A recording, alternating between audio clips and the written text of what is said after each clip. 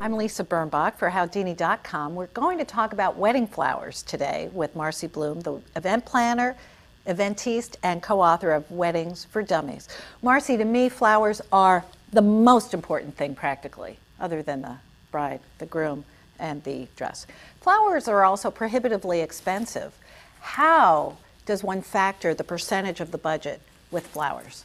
It depends on how important decor and design is to you personally. I've had people spend teeny weeny little bit of their budget on flowers because the food or the wine or their dress was more important. But what it is about the flowers is not only the flowers themselves, but the labor in putting them together. That's what makes it so expensive.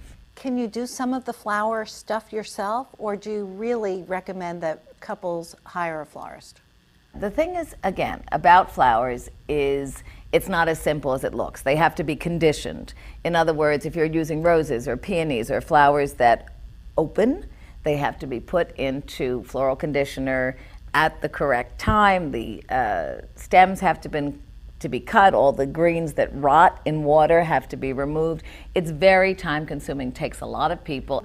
You have to be experienced enough to know how long it takes for a peony to open. Is there a way, though, to manage the flower budget by going sort of minimalist, or by putting plants on tables instead of fresh cut flowers? Plants, which I did at my own wedding, cyclamen or African violets, or a combination thereof, or plants that you dig up and then repot in something pretty, that's simple and doable.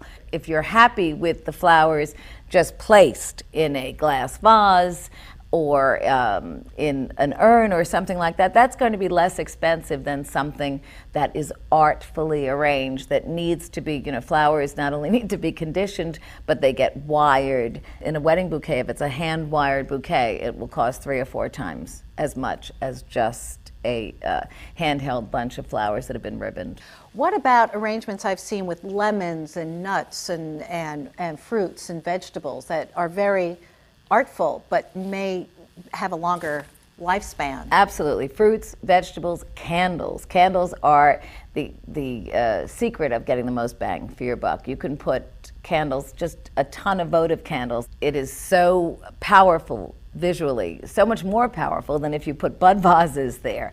So I recommend using a lot of candles and using flowers, one type of flower in huge bunches rather than a lot of different flowers. You get it, it's not as dramatic if you mix up the flowers. At the reception, you don't want to look chintzy. You want to have a lot of flowers, but what about like daisies or something very common and not imported? Sunflowers. Sunflowers. Daisies. Gerber daisies are interesting, but they have to be wired because otherwise they fall over. But they're still less expensive than a lot of other flowers. You want to use things that are in season, that don't have to be imported, particularly if you're at a destination wedding. What's in right now as the great bridal bouquet? I think there's definitely a trend towards retro. Because it became so that everybody had seen everything, and then it became very contemporary. I mean, people were carrying one orchid or a calla lily.